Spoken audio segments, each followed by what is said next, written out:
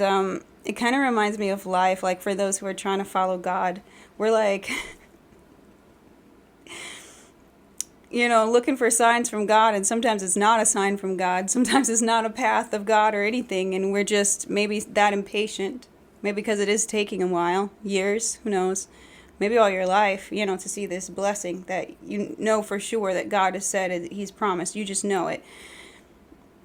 And it's not happening. It's not coming into real life or into fruition yet. So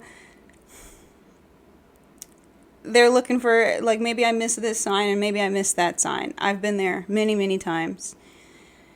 But sometimes it is just straightforward, that you don't really have to do any work per se, that God is just telling you to leave it all to Him.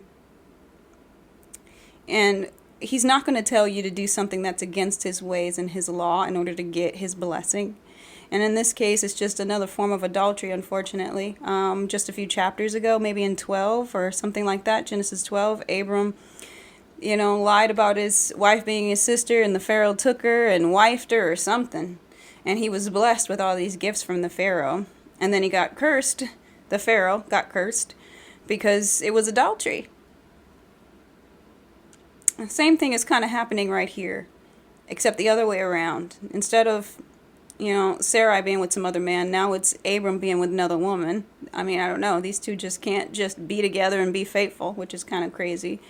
Be it out of fear of death or fear of not having children. There's just some kind of fear that's driving the two of them to do this, taking things into their own hands, which leads them into a mess.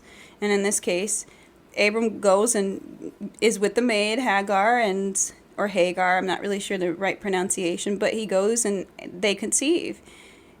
Abram and the maid. And this is not the child that God is talking about, mind you. This is just an extra child at this point, made out of adultery. And you can tell already it goes really wrong.